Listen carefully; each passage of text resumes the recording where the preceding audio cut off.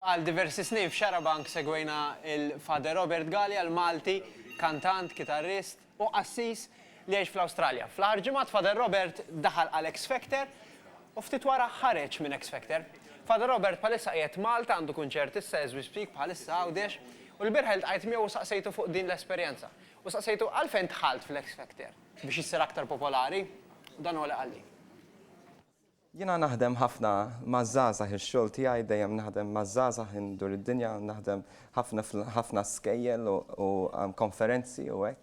U dejjem f'xi konferenza jew skola dejjem jisaqsuni xi mistoqsija jgħidu pereżempju dejjem inħalli ftit ħin għal mistoqsijiet u dejjem ikun hemm xi żgħażagħ jew żgħażagħ tella idea jgħid għaliex ma tidħolx għall X Factor jew The Voice jew xi ħaġa hekk. U mbagħad kelli smajt li kien hemm l-X Factor ġejjin Melbourne fejn ngħix jiena. U għad ara ħammur niltaqa' magħhom forsi nagħmel xi nidħol fil-kompetizzjoni. Jiena ma għamiltix ħanajdu hekk biex ikolli iktar exposure jew biex jarfuni n-nies għax ma rridx dawn l-affarijiet. Għalija kienet esperjenza l-ewwel net biex nirrispetta ż-żgħażagħ li dejjem jgħiduli għaliex ma tagħmilix. Issa alright se nagħmilha u mbagħad issa jekk jerġgħu jisaqsuni nista' ngħid għamilta diġà. U żgħidha wkoll bħala opportunità għal evangelizzazzjoni. Infatti Fader Rob kien sejr tajjeb ħafna fl-X Factor, in-nies kienu jħobbuh, il-judges kienu jħobbuh, mhux naturali li jkollok erba' yeses pereżempju, però min jeddu ddeċida li jitlaq. U qalli għalfejn. Meta għaddejt il-kompetizzjoni qalu li alright issa se tmur bootcamp. Bdejt tħall ftit ta' panic għax għad ma ħsibtix. Ma kontx naf li se ngħaddi, jiena għad ħajkolli l-opportunità nkunu quddiem il-judges imma ma ħsibx li forsi se ngħaddi il-qudiem. Imbagħad għamilt ġimgħa id-dar naħdem inkompli naħdem u għad isma' jiena ma nistax inkompli mhux possibbli inkompli hekk fil-kompetizzjoni peress li diġà għandi l-commitments tiegħi fil-parroċċa naħdem maż-żgħażagħ fid-djoċeżi tiegħi u diġà u naħdem ukoll madwar id-dinja għaż-żgħażagħ fl-iskejjel konferenzi u hekk. U għad ma nistax inwaqaf dan ix-xogħol kollu li l-ġid li diġà qed nagħmel u l-affarijiet li jiena kuntent fix-xogħol tiegħi. M'għandix bżonn il-fama, m'għandix bżonn l-attenzjoni. Ħafna nies jgħiduli qaluli għaliex ħriġt kellek opportunità li tagħmel iktar ġid, li tagħmel iktar jkollok iktar exposure, iktar influenza man-nies. Imma fl-aħħar mill-aħħar il-prezz li jrid inħallas biex nidħol biex inkompli fil-kompetizzjoni 12 il-ġimgħa hemmhekk. U nħalli x-xogħol li diġà qiegħed kuntent fih, diġà għandi 6 albums, diġà għandi opportunitajiet li jkollu kunċerti u affarijiet hekk. Allura di kienet opportunità tajba ħafna vera, imma fl-istess ħin diġà kif jgħidu bl-Ingliż I'm already living my dream.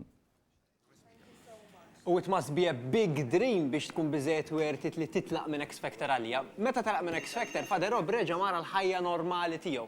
Li jili jdur id-dinja kull ġimgħa jaqbad ajruplan differenti u jiltaqa' ma' 300 mill-inqas 300,000 żagħżugħ u żagħżugħa. Ara x'qalli fuq ix-xogħol li jagħmel. Niltaqa' ma' 300,000 anke aktar żagħżugħa fis-sena.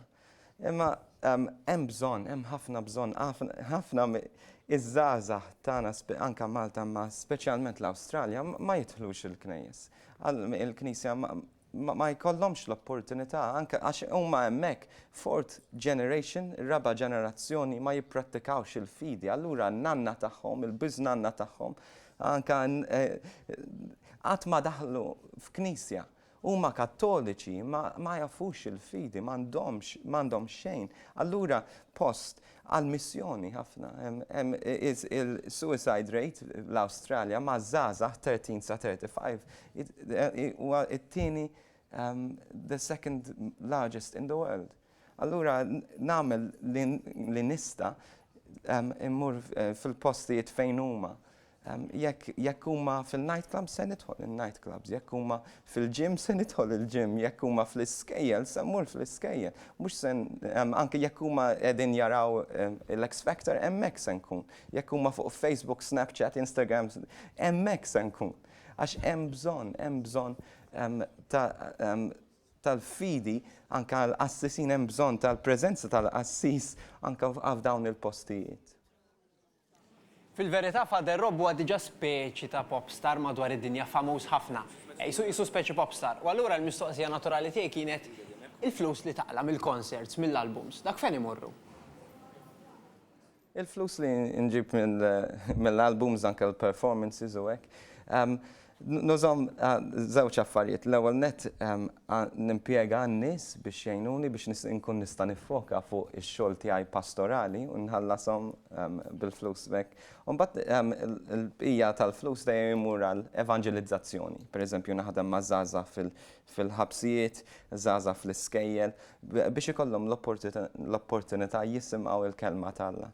Allura ma nżommx il-flus, jiena ngħix fuq il-flus li jagħtuni stipendju li jagħtuni l-Knisja. Illum f'din il-ġurnata fejn f'Xarabank qed niġbru għall-ewwel darba l-ħin minn għandkom, Father Rob xtaq li jingħaqad u jagħmel appell lilkom ukoll. Araw. Jiena ngħix ħajti biex ngħin lill-oħrajn u nġib l-iktar fer fil-ħajja tiegħi meta nagħti l-ħin tiegħi lill-oħrajn. Nagħmel appell lilkom ukoll biex tagħtu l-ħin għal dawk li l-iktar għandhom bżonn l-għajnuna tiegħek.